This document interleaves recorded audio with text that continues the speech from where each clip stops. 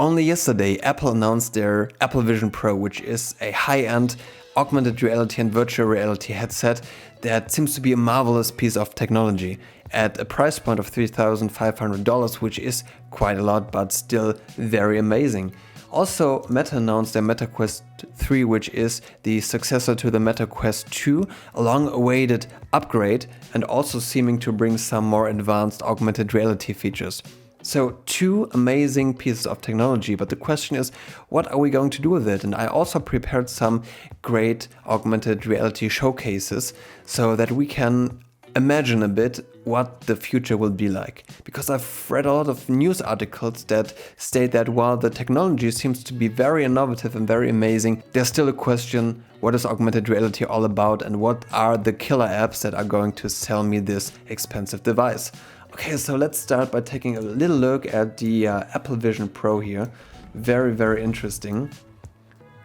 So use cases seem to be office work and having all the experiences that you would have on a usual iPad spatially and being able to use them in your room and having no limit on how many apps to have on your screen whatsoever, because you just can't put them next to each other.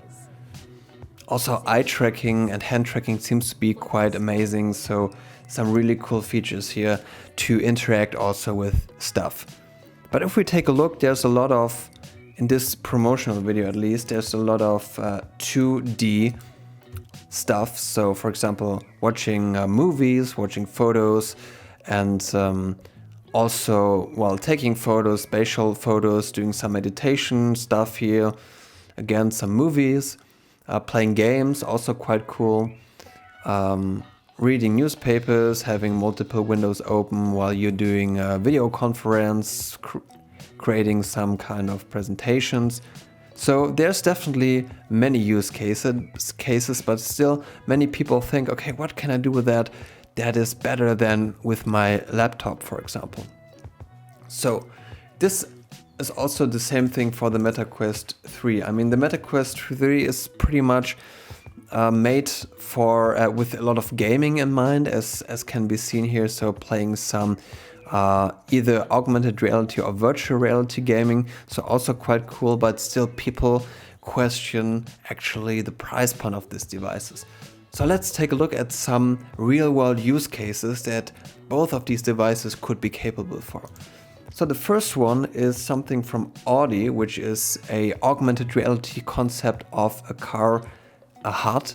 So in this case, for example, there is the possibility to see the environment and explore the environment that you're driving through with augmented reality, seeing some weather and height information, and also getting some information about the street. Of course, this needs to be done with a headset that might be more like the Apple Vision Pro and has some very, very good see-through performance, because otherwise this might actually infringe your senses to see what's actually happening in front of you, and this wouldn't be very good. So this is one concept from Audi that might be very well done with the Apple Vision Pro, especially as there is the CarPlay integration of Apple. So we might see in the future the possibility to put on an augmented reality headset while you're in the car that's probably self-driving, or at least a lot of assistance systems are turned on, and you will be able to have a lot more information about the street, about what you're doing, and maybe even seeing potential threats and giving potential advice for driving, for example. So this would be actually a real-world example of where augmented reality headset would be more useful than, let's say, a phone or something that you would actually have to pick up and take a look at, right? So the next thing I saw is so the next thing that actually was announced a few days ago was the Geospatial Creator from Google in AR Core, and this is a way to use Google Maps data to create pretty much a augmented reality experience, and also to have just some objects live at some real world position. So in this case, as you could see here, we have pretty much a Google Maps scenery rendered in the Unity engine, and this would obviously be helpful for navigation. So I imagine, let me see if I can find it, there was some kind of game from Tom Clancy, The Division, they had some kind of map that was pretty much projected on the ground, and that looked a lot cooler than what usual Google Maps would like. Oh yeah, this one. So let's take a look at this one here. Let's see if I can find it. Oh yeah, like that. So you could actually see where you are and take a look at the whole city, at the whole street system, and maybe even the subway system in real world 3D environment. And this is something that would probably be quite amazing, and would be, especially if you are in crowded cities with a lot of streets, it would be quite helpful doing this in augmented reality. So navigation would definitely be one way to do it. So one more thing is therapy, which is also quite interesting. So this is Augment Therapy, which is some kind of company, and obviously therapy and medicine in general is a big field in regards to augmented and virtual reality. And also this would be something that couldn't be done with any kind of phone or just a laptop. And also, as you can see in this example, they have some kind of television with the iPad that will film you, but obviously with the augmented reality / virtual reality headset, this would probably be a lot more fun and even more immersive. So the next thing I found was, let me take a look here, this is going to be a bit later. There was some kind of, this one. So this is a design tool, design in AR, and this is also something which is going to be a great use case. So building stuff, this could be if you want to build your next kitchen, or maybe put furniture in your in an empty flat that you want to move to, or also if you do some kind of engineering and experimenting and just want to build something. So the combination of building something in augmented reality that you can take a look at in your personal space, and then maybe give this to some kind of company that will do a 3D print so that you have exactly what you've built in your mind. This is going to be an amazing way to use these headsets. So this is also one way of using augmented reality and virtual reality headsets that is not possible, or at least not convenient, with current gen devices.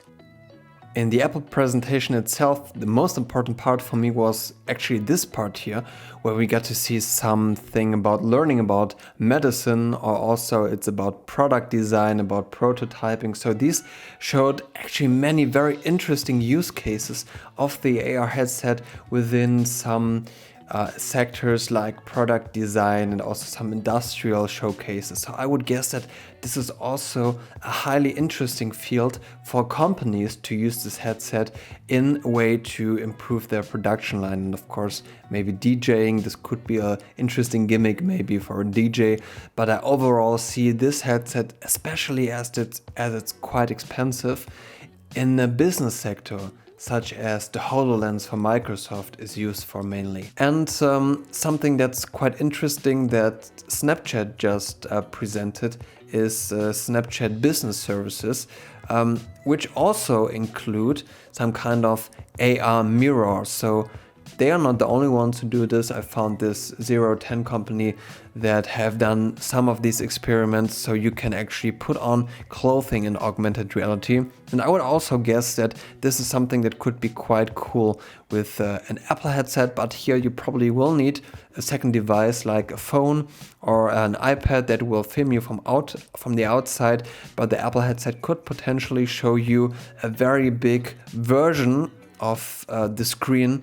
And so you wouldn't even need a mirror, you would just need your phone and then the headset, and you could probably see yourself in front of you wearing different clothing, trying it on, how it would look like. So this is also an amazing experience, but I have to admit that of course you will not necessarily need a headset for that. Could probably also do it with just a phone. Okay, but these are some great examples in my opinion of how these headsets, the Apple Vision Pro as well as the Meta Quest Pro could be used in the future.